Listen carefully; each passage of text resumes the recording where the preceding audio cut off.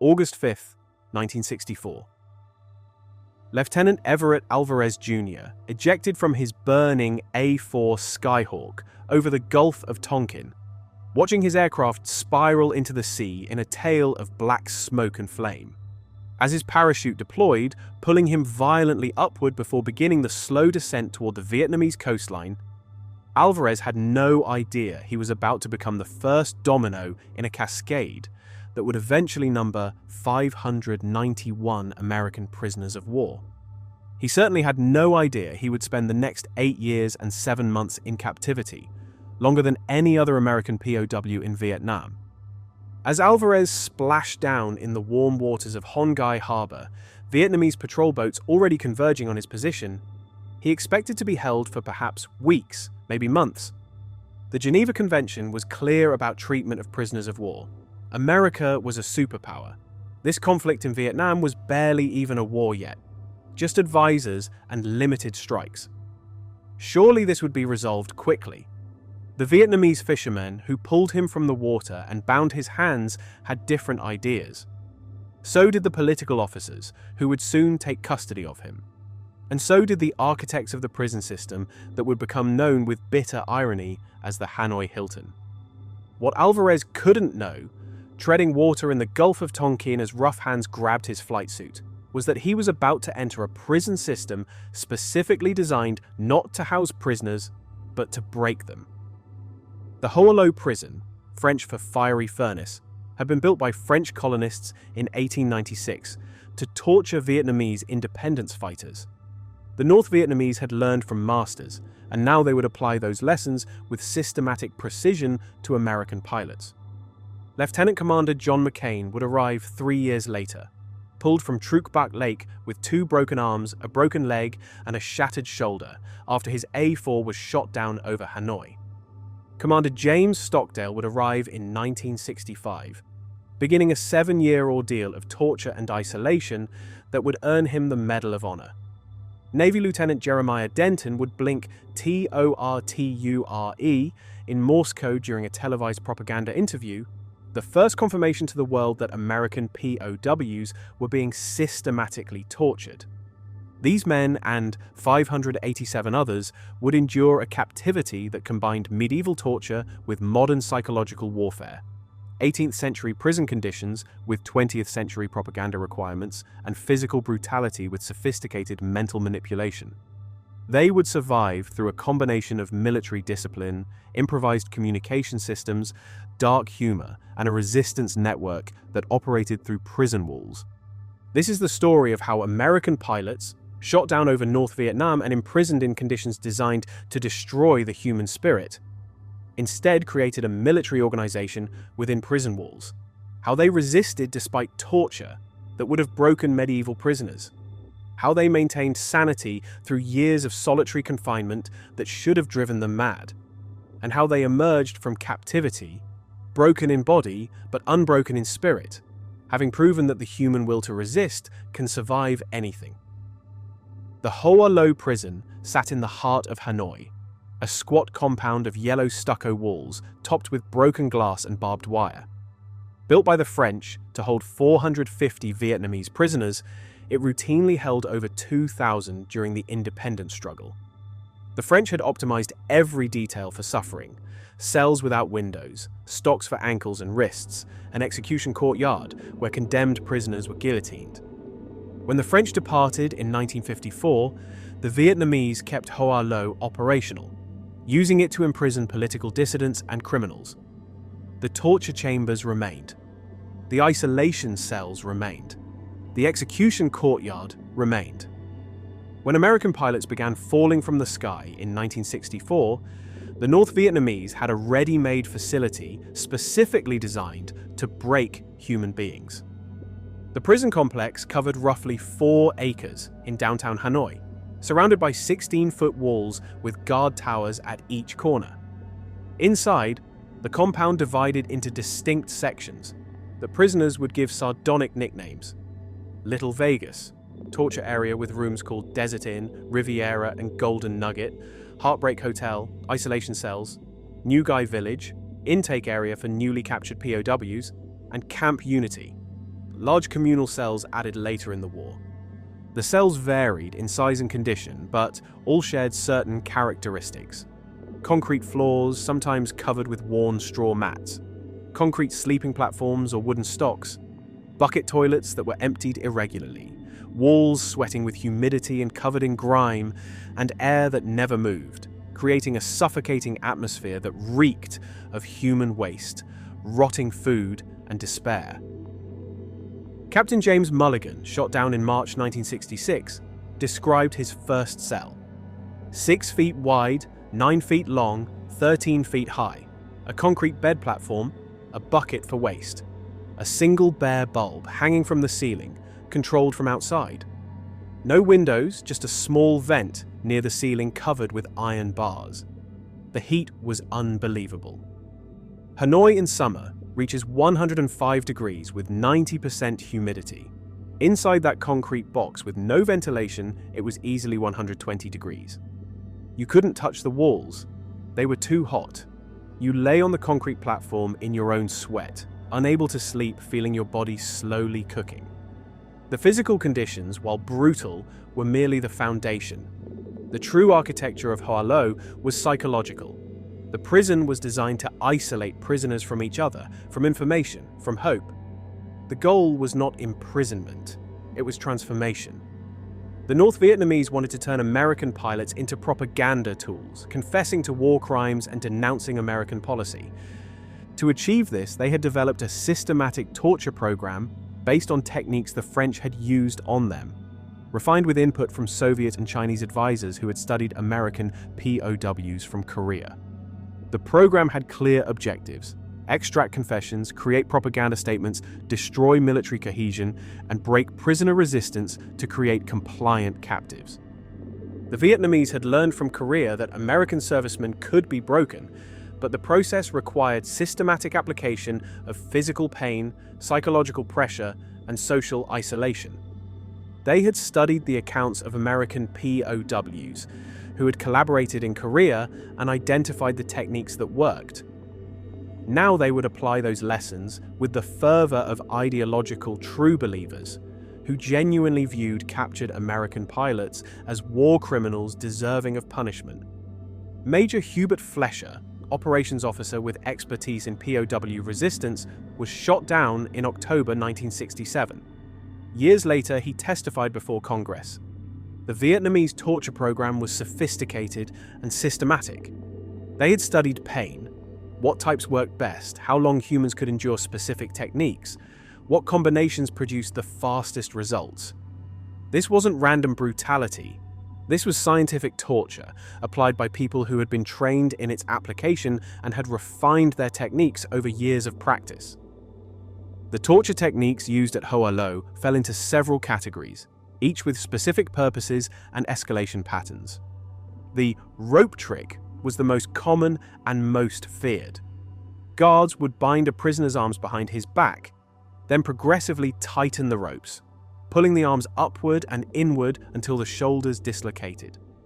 The process took about 15 minutes and produced pain so intense that most men lost consciousness. Commander Stockdale described it. They would tie your wrists together behind your back with nylon rope.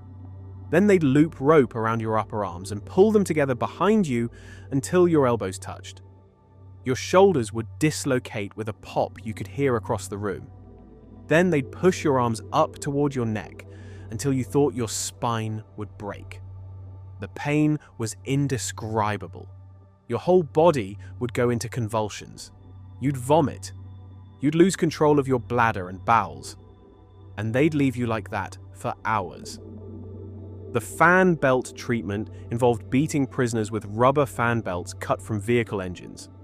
The rubber produced massive bruising without breaking skin, important for maintaining the facade that prisoners weren't being mistreated. Guards would beat prisoners on the back, buttocks, and legs for hours, timing their blows to maximize pain while avoiding permanent injury. The cuffs were iron manacles, often rusted, that were tightened on wrists until they cut off circulation. Prisoners would be left in cuffs for days or weeks, watching their hands swell and turn purple, feeling the nerve damage spreading up their arms. Lieutenant Commander Richard Stratton described waking up after weeks in cuffs to find his hands like purple balloons, completely numb. I couldn't feel anything from my elbows down. The damage was permanent. I still have limited sensation in my hands 50 years later. But perhaps the most effective torture wasn't physical. It was isolation. Prisoners were kept in solitary confinement for years. No human contact except hostile guards. No communication with other prisoners. No information from outside, no books, no letters, no stimulation of any kind. Just silence, heat, and the crushing weight of being utterly alone.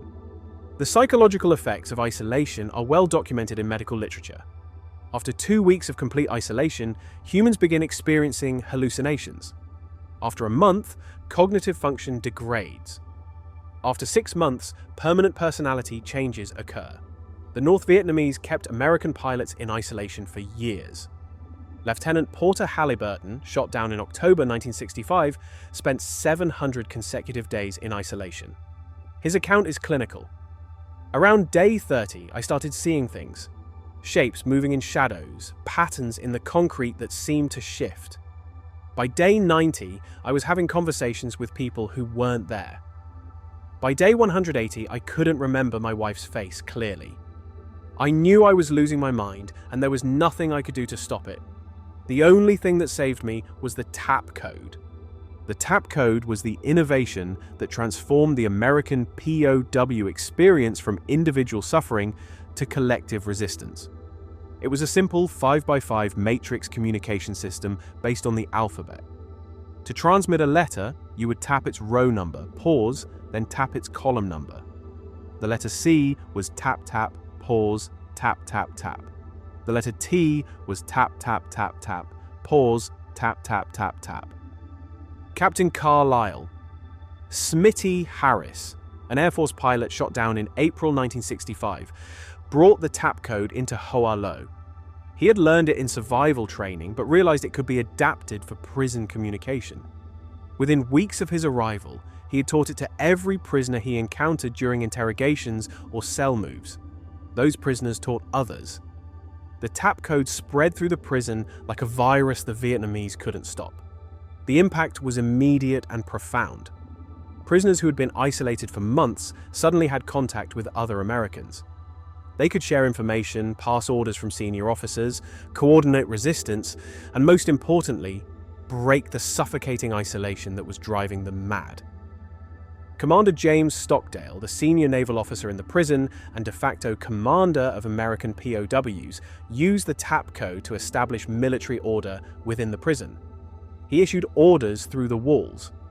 Maintain military discipline, resist interrogation to the best of your ability, support each other, don't collaborate. The TAP code conversations became lifelines. Major Fred Cherry, an African-American F-105 pilot shot down in October 1965, was placed in a cell next to Navy Lieutenant Porter Halliburton.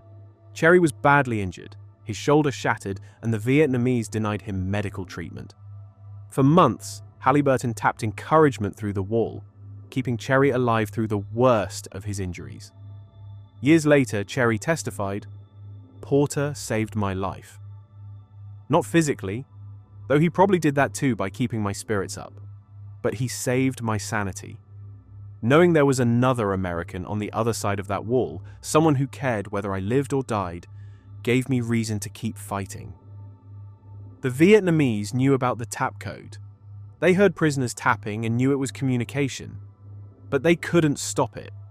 Prisoners tapped on walls, on floors, on water pipes that carried sound throughout the compound. They coughed in code. They swept their cells in code. They tapped with their feet while walking to interrogation. Communication became impossible to prevent. The guards responded with punishment. Prisoners caught tapping were tortured, but they kept tapping. The need for human connection outweighed the fear of punishment, and the TAP code became the foundation of organized resistance. The torture sessions followed predictable patterns. A guard would open the cell door and gesture for the prisoner to follow. The walk to the interrogation room, usually in Little Vegas, was silent except for the shuffle of sandals on concrete. The prisoner would be pushed into a room containing a table, a chair for the interrogator, and open floor space for the prisoner. The interrogator would begin with questions. These weren't intelligence questions. The Vietnamese knew American pilots had limited intelligence value. These were ideological questions designed to elicit statements useful for propaganda.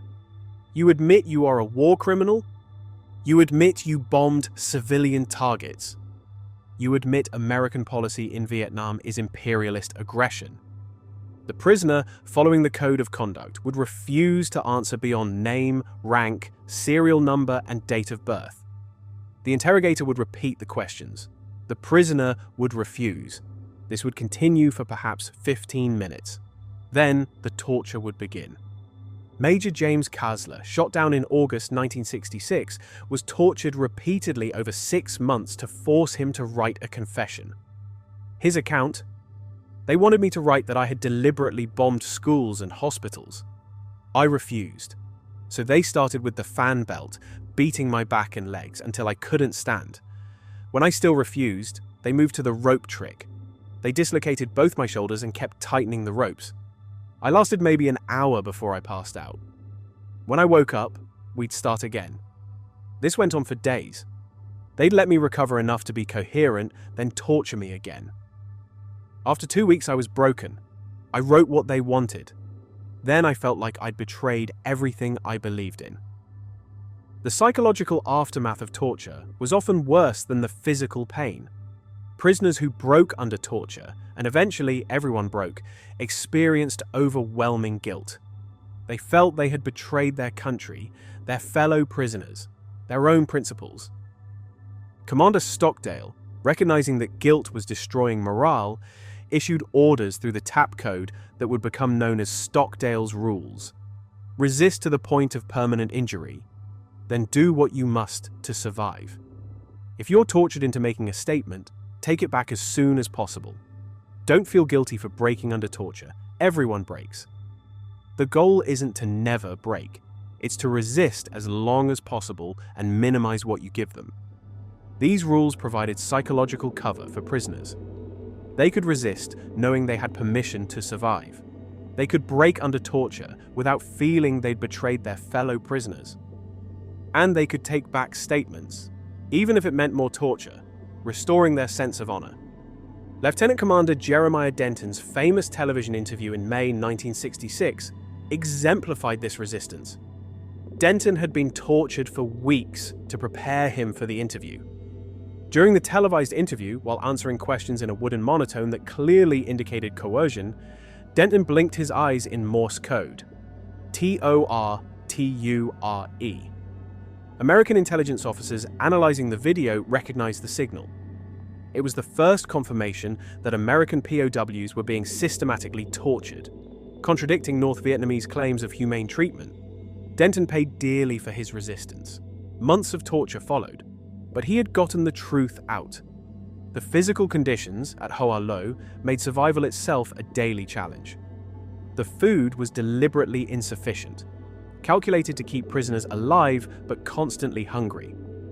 The typical meal consisted of thin vegetable soup, a few ounces of rice or bread, and occasionally a small piece of pork fat. Total caloric intake was perhaps 800 to 1200 calories per day. Prisoners lost massive amounts of weight. Men who entered captivity at 180 pounds dropped to 120 or less. The malnutrition produced scurvy, beriberi, anemia, and immune system collapse.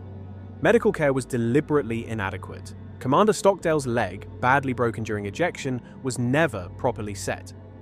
Lieutenant Commander John McCain's shoulders, both broken during ejection, received no treatment for days.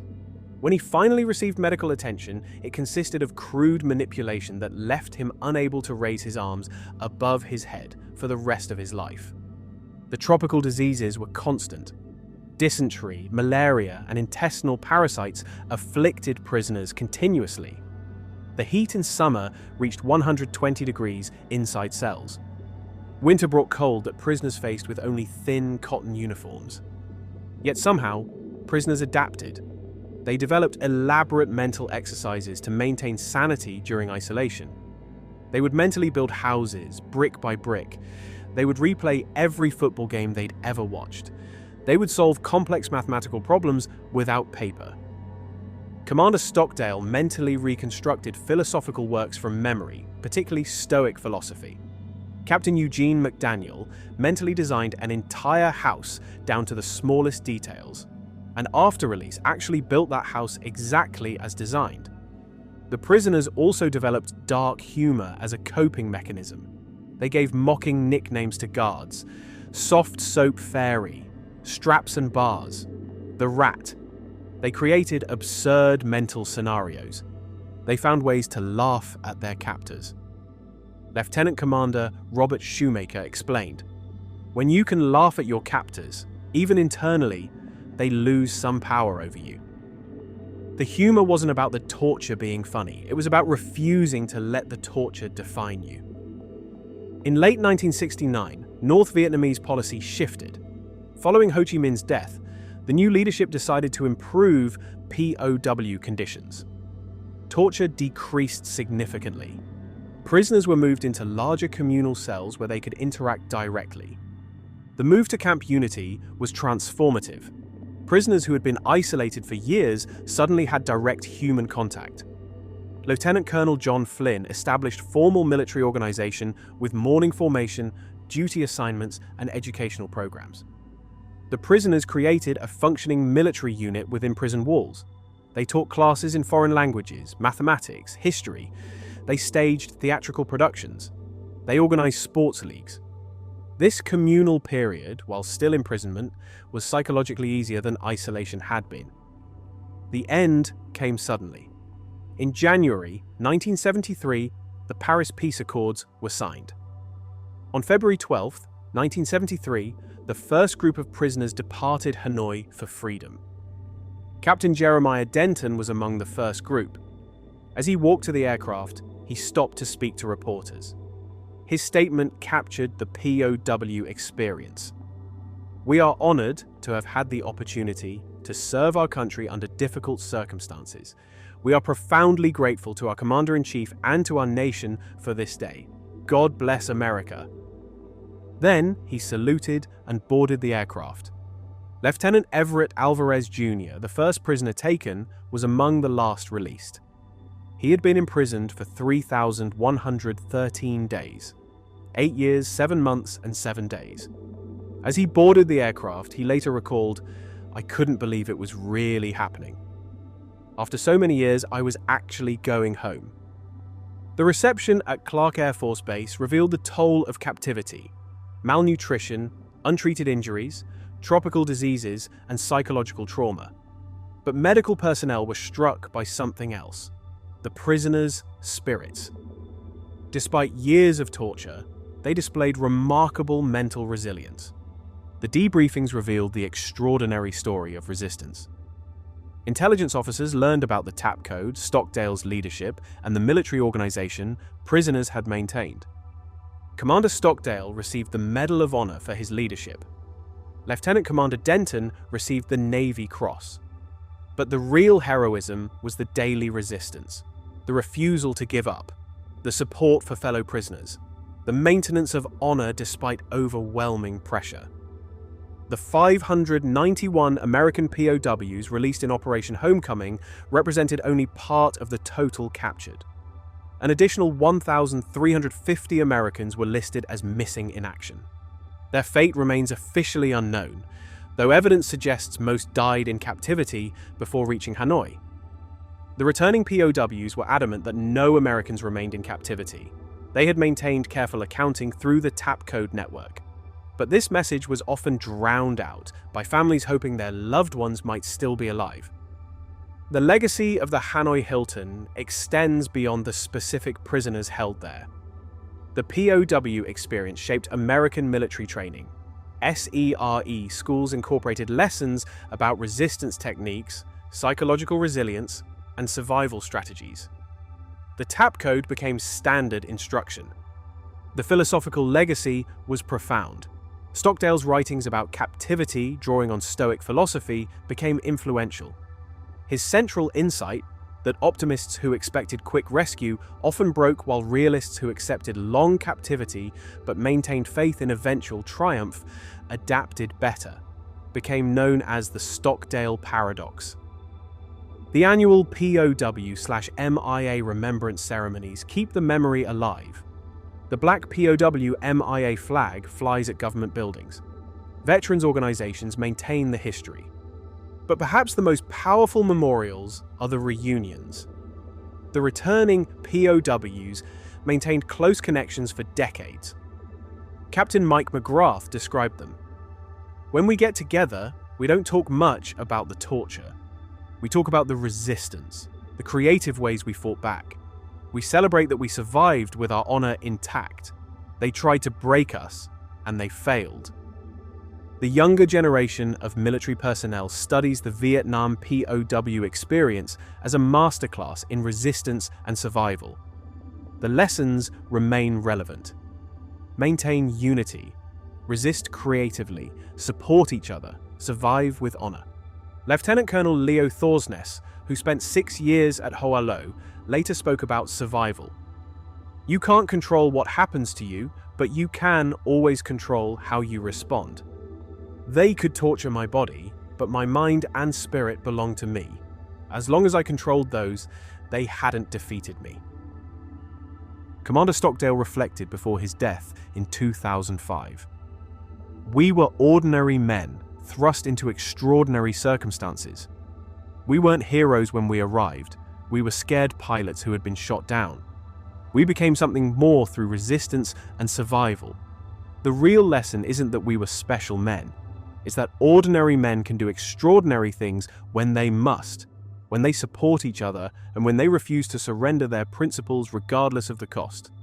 That lesson, the extraordinary capacity of ordinary humans to endure, resist, and survive while maintaining their humanity, is the enduring legacy of the Hanoi Hilton." On February 12, 1973, when the last aircraft departed Hanoi carrying American POWs to freedom, it closed a chapter of American military history. But it opened another: how these survivors would carry forward the lessons learned in those cells. The Hanoi Hilton is gone, demolished for a hotel and shopping complex.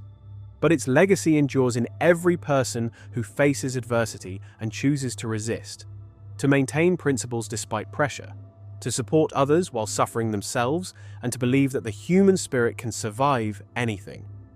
7 years and 8 months, 2,703 days. Everyone was a victory of human will over systematically applied cruelty, of spirit over brutality, of honor over expediency. The Vietnamese tortured American pilots to break their will. They failed. The pilots emerged broken in body, but unbroken in spirit, having proven that there are things that can't be taken from a person: dignity, integrity, and the will to resist. The men of the Hanoi Hilton made that choice. Every day. For years. They survived. They resisted. They won. And their victory belongs not just to military history, but to the entire catalogue of human achievement. Proof that we are more than our suffering, and that the will to maintain our humanity cannot be tortured away. That is the legacy of the Hanoi Hilton. That is what 591 American prisoners of war proved between 1964 and 1973. That is why their story matters. The thunder of jets has faded. The tapping through walls has stopped. The cells are demolished. But the lesson endures. The human spirit, properly forged and faithfully maintained, can survive anything. And that knowledge, bought at such terrible price, belongs now to all of us.